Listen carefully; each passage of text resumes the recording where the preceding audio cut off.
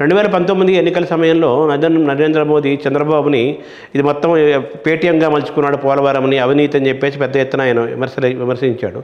మళ్ళీ అటువంటి నరేంద్ర మోదీ వాళ్ళు వచ్చి చంద్రబాబుకి మోదీతో అవసరం ఉంది కానీ మోదీతో చంద్రబాబుకి ఎటువంటి అవసరం ఉందని ఎందుకు కలుపుకున్నారంటారు మళ్ళీ బీజేపీ వాళ్ళు? చంద్రబాబుతో మోడీకి ఏమొస్తుందనా? చంద్రబాబుతో మోడీకి ఏమొస్తుందంటే చంద్రబాబుని కాంగ్రెస్ కూటమిలో పోకుండా నివారించవచ్చు. చంద్రబాబుని కాంగ్రెస్ కూటమిలో పోతే కొంత బలం వస్తుంది కాంగ్రెస్కి. అదొకటే.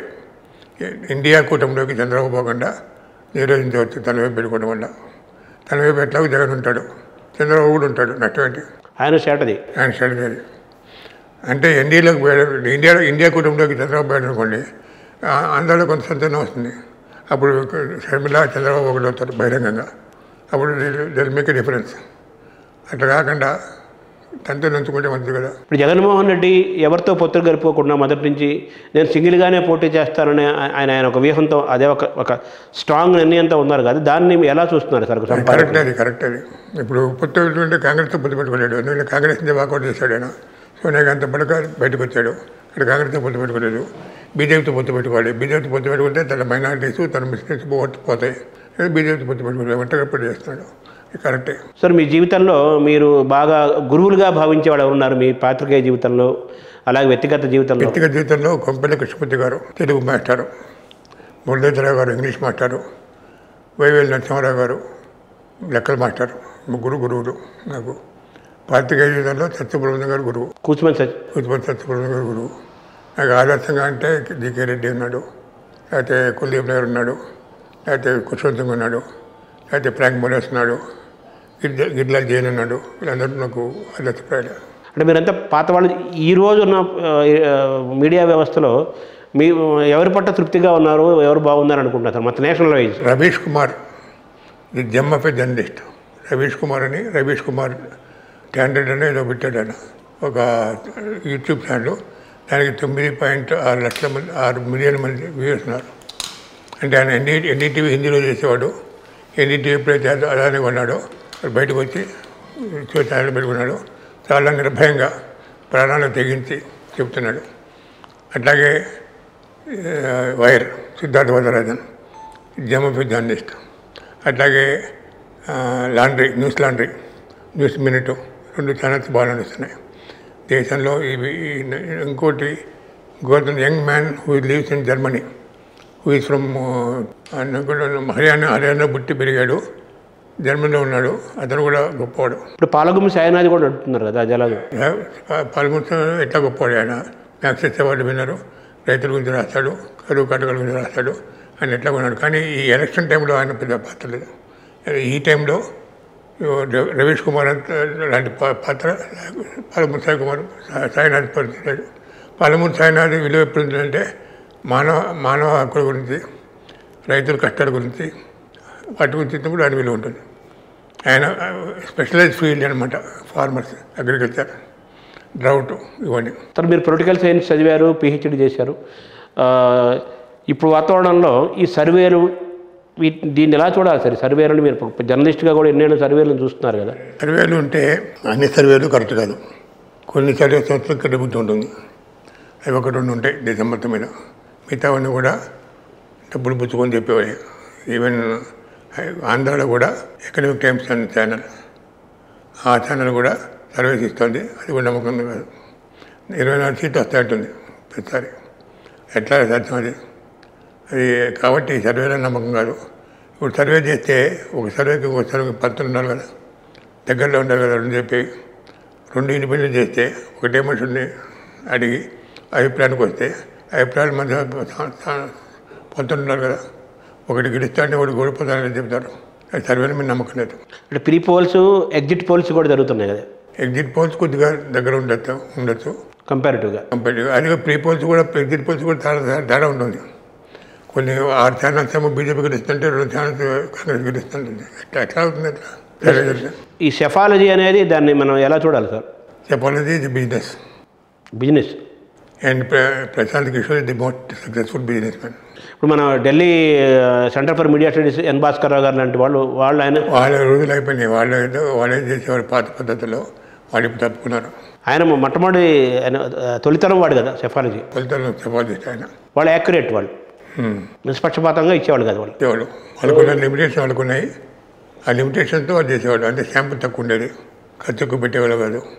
ఆ తక్కువ శాంపుల్తోనే నిజాయితీగా వచ్చిన రిజల్ట్ ఇచ్చేవాడు. తెలుగు రాష్ట్రాల మీడియా ఎలా ఉందో అనుకుంటున్నారు? తెలుగు రాష్ట్రాల మీడియా ఏముంది, నేను ఇందాక చెప్పా కదా, నేను వేరే ప్రైవేట్గా ఇండివిజువల్గా ఛానల్ పెట్టుకునే అవసరం వచ్చి నాకు ఎందుకు? Why should I have prime post and సకలం independently? I could have written to any paper as a senior journalist. I could write to Inadu, I could write to Andhra, I could write to Sakshi. Why I am not writing? Media బాగుంటే. అవును sir. తర్వాత ఈ కవులు, సాహిత్యవేత్తలు, కళాకారులు అందరితో కూడా మీకు చాలా అనుబంధము, ఎన్నో పుస్తకాలు కూడా మీరు చదివే అలవాటు కూడా మీకు బాగా ఒరేషియస్ రీడర్ ఆఫ్ బుక్స్ కదా మీరు. మీకు బాగా ఇష్టమైన కవులు, సాహిత్యవేత్తలు ఎవరు సార్? అంటే నాకు శ్రీశ్రీ ఇష్టం, దేవిపురి మంచి మిత్రుడు. దాని తర్వాత నారాయణ రెడ్డి గారు బాగా రాసేవాడు, శివారెడ్డి గారు మంచి మిత్రుడు. ఇట్లా గవుల్లో చాలా మంది మిత్రులు. అట్లాగే పెద్దపల్లి సుబ్రహ్మణ్య మంచి కథకుడు, మంచి ఇష్టం. శ్రీశంకర్ అంటే ఇష్టం, ఆయన కలిశాను. ఇట్లా చాలా మంది ఉన్నారు. సిద్ధం గారు అంటే ఇష్టం. మీ పాత్రికేయ సంపాదకీయాలు, మీ కాలమ్స్, రచనలు, మీ దీనిపైన ఎవరి ప్రభావం ఎక్కువగా ఉందని అనుకోవచ్చు? జీకే రెడ్డి ప్రభావం ఎక్కువ ఉంది. Hindu the way we describe thing, the way he analyses and leaves the decision to the reader, అది ఇంపార్టెంట్. అంటే పాఠకులకి వదిలేయటం, పాఠకులకి మొత్తం స్పష్టంగా చెప్పడం, నిర్ణయాన్ని పాఠకులకు వదిలేయటం, అదే జర్నలిస్ట్ చేయాల్సిన పని. అంటే మరి సంపాదకుడిగా మీ అభిప్రాయం చెప్పాల్సినప్పుడు, ఒక కాలంలో మీ వ్యాఖ్య చేయాల్సినప్పుడు మీరు ఎటువంటి జాగ్రత్తలు తీసుకుంటారు? అంటే మన కాలం ఆ వ్యాఖ్య చేయడానికి అవసరం నేపథ్యం ఇస్తాం. ఎందుకు ఈ వ్యాఖ్య చేయాల్సి వస్తుంది, ఈ నిర్ణయానికి ఎందుకు రావాల్సి వచ్చింది అని చెప్తాం. మొత్తం కన్విన్స్ చేయడానికి ట్రై చేస్తాం. అదే వ్యాసం. వ్యాసం అంటే ఏంటంటే ఒక విషయం మీద పాఠకుడికి అవగాహన కల్పించడం, పాఠకుడిని కన్విన్స్ చేయడంలో స్టెప్ బై స్టెప్ చెప్పుకుంటూ వస్తాం. అదే సంపాదక ఏమన్నా అదే.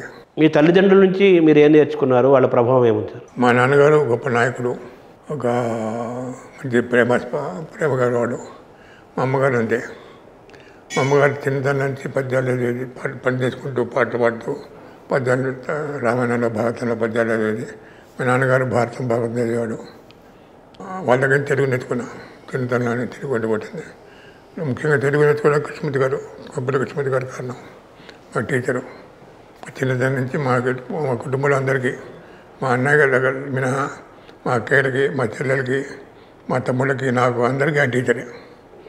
అట్లా తెలుగు నేర్చుకున్నాం.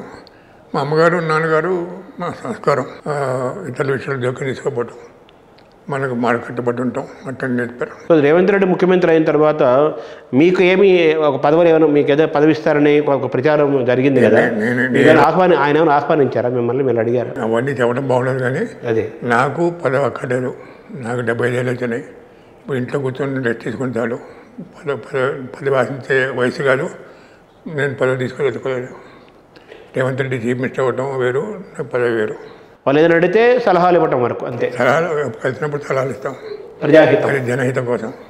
మీకు వారసులు, మీ రామచంద్రమూర్తి గారి యొక్క వారసత్వాన్ని ఎలా చూడాలి? ఇప్పుడు ఎవరున్నారు ఈ పాత్రికేయ జీవితంలో వారసులు, మీ వారసులు అని చెప్పాలంటే? శ్రీ ఆరుద్ర గురించి చెప్పినట్టు, గురువు అంటే ఆయన ఒప్పుకోండి, నేను ఒప్పుకోను, శిష్యుడు అంటే వాడు ఒప్పుకోడని. ఇప్పుడు వారసులు అంటూ ఎవరు ఉండరు జనజంలో. నాకు వారసులు అంటే నా తర్వాత వార్తలో అశోక్ వచ్చాడు, జ్యోతిలో శ్రీనివాస్ వచ్చాడు, సాక్షిలో మురళి ఉన్నాడు. వీళ్ళే వారసులు అనుకోవచ్చు, కానీ వారసులు కూడా నాకంటే గొప్పవాడు, నాకంటే బాగా రాసేవాళ్ళు ఉన్నారు. మీ భావజాలానికి, ఆలోచన విధానానికి, రైటింగ్స్కి కొంచెం మీకు దగ్గరగా ఉన్నారు. అలాగే అనేక అంశాలతో మీరు ముడిపడి ఉంటారు కదా. అవును. మీకు దగ్గరగా ఉన్నారని చెప్పాలంటే, కొంచెం దగ్గరగా ఉన్నారంటే ఎవరైనా చెప్పారు? శ్రీనివాస్. ఎలా సార్? భాగస్వామ్యం ఉంది. సో భవిష్యత్తులో మీరు ఏం చేయాలనుకుంటున్నారు? పుస్తక రచనలు ఏమైనా చేస్తున్నారా మీరు?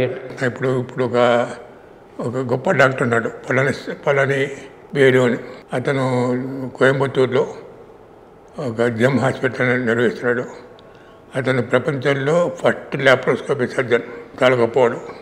అతను ఆత్మకథ, గట్స్ అని ఆత్మకథ తెలుగులో అనువాదిస్తున్నాడు. రాస్తున్నారు సార్ మీరు?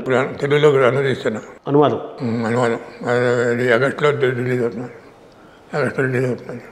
మంచి పుస్తకం. ఇంకా మీరు రచనలు ఇంకేమైనా ఉన్నాయా సార్? మీరు చేపట్టాల్సిన రచనలు ఏమైనా ఉన్నాయా ఇంకా? చాలా ఉన్నాయి. నా గురించి నా ఆత్మకథ రాసుకోవాలి. ఇంకా కల్లూరి భాస్కర్ గారి పుస్తకం మూలవాసులు అనేది జీన్స్ గురించి ఇంగ్లీష్లో రాయమని రిక్వెస్ట్ చేశాను. అది దీని తర్వాత టేకప్ చేద్దాం అనుకుంటున్నాను తెలుగులోంచి ఇంగ్లీష్లోకి. ఇవి ఉంటాయి కార్యక్రమాలు. చాలా కమిట్మెంట్స్ ఉన్నాయి. టైం ఉందో లేదో తెలియదు. అది మీకు మీ డేని ఎలా మీరు గడుపుతున్నారు సార్? అంటే యాక్చువల్గా పొద్దున్న అన్నేళ్ళు ఎంతో యాక్టివ్గా ఉన్నారు కదా మీరు, ఇప్పుడు ఎలా నడుపుతున్నారు? మార్నింగ్ 7 గంటలు వేస్తాను. నేను పేపర్ ముందు కూర్చుంటాను కాఫీ తాగుతూ. 9-9:30 అవుతుంది. స్నానం చేసి 10 గంటకి బ్రేక్ఫాస్ట్ చేసి 10 గంటల కాడ కంప్యూటర్ ముందు కూర్చుంటాను. 1:30 దాకా కూర్చుంటాను. 1:30 భోజనం చేస్తాను. 2:30 కూర్చుంటాను కంప్యూటర్ ముందు. రాత్రి దాకా కూర్చునే ఉంటాను, కంప్యూటర్ ముందే ఉంటాను. అంటే ఏం చదువుతా రాస్తారా? ఏం ఈ సాక్షి పోస్ట్ ఇది మన సకలంకి ప్రైమ్ పోస్ట్కి వార్తలు రాయటం, అది మీలాంటి వాళ్ళు పంపించే పోస్ట్ చేయటం. ఇది ఎవరు లేదు, నేను ఒక్కనే. అదే ఈ రెండు కాక అనువాదం లేకపోతే వద్దు రైటింగ్. పుస్తక రచన కొనసాగుతుంది. పుస్తకాలు త్వరలో మీ ఆత్మకథ కూడా వస్తుంది. త్వరలో అంటే చెప్పడానికి మొదలు పెట్టలేదు. మొదలు పెట్టాలి.